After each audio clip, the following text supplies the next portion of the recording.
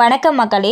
Aadhaar card மற்றும் pan card வைத்திருப்பவர்கள் December 31ஆம் தேதிக்குள் இந்த விஷயத்தை முடிக்கலனா உங்களோட பேன் கார்டு முடக்கப்படும் அப்படிங்கிற மாதிரி ஒரு அதிரடியான அறிவிப்பு தான் வெளியாயிருக்கு. இதை பற்றின முழு விவரங்களையும் தெரிஞ்சுக்க வீடியோ கொஞ்சம் கூட ஸ்கிப் பண்ணாமல் கடைசி வரைக்கும் முழுமையாக பாருங்கள். இதுதான் முதன்முறையாக நம்ம வீடியோ பார்க்குறீங்கன்னா மறக்காம நம்ம சேனலை சப்ஸ்கிரைப் பண்ணி அந்த லைக் பட்டனை தட்டி விட்டுருங்க.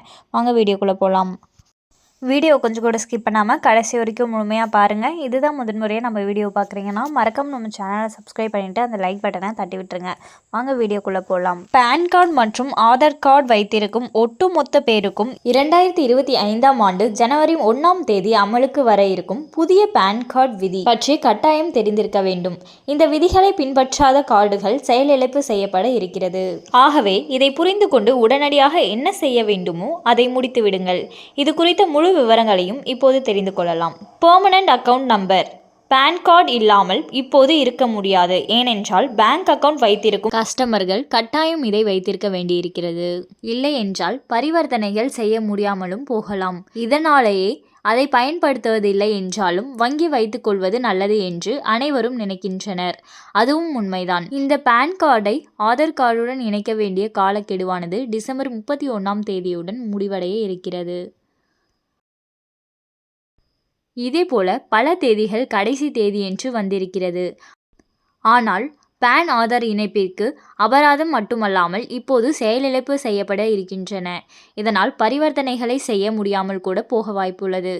ஆகவே உடனடியாக பேன் கார்டு மற்றும் ஆதார் கார்டை இணைத்து விடுவது இப்போது தவிர்க்க முடியாததாகும். உங்கள் பேன் கார்டை இதுவரையில் ஆதார் கார்டுடன் இணைக்காத பட்சத்தில் எளிய முறையில் இதை செய்து கொள்ளலாம்.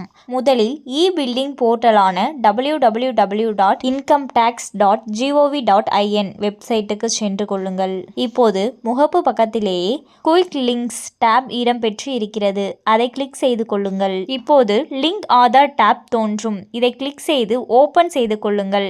இதை செய்தவுடன் உங்களது பேன் கார்டு நம்பர் கேட்கப்படும். இதை சரியாக டைப் செய்து கொள்ளுங்கள். இதேபோல ஆதார் கார்டு எண் மற்றும் ஆதார் கார்டில் இருக்கும்படி உங்களது பெயரை டைப் செய்து கொள்ளுங்கள். பிறகு OTP கேட்கப்படும். இதன் மூலம் இணைத்து கொள்ளலாம். ஒருவேளை நீங்கள் தாமதமாக பேன் ஆதார் இணைக்கும் நபராக இருந்தால் அதற்கான கட்டணம் வசூலிக்கப்படும். இதை முடித்த பிறகே உங்களது பேன் மற்றும் ஆதார் கார்டு இணைத்து கொடுக்கப்படும்.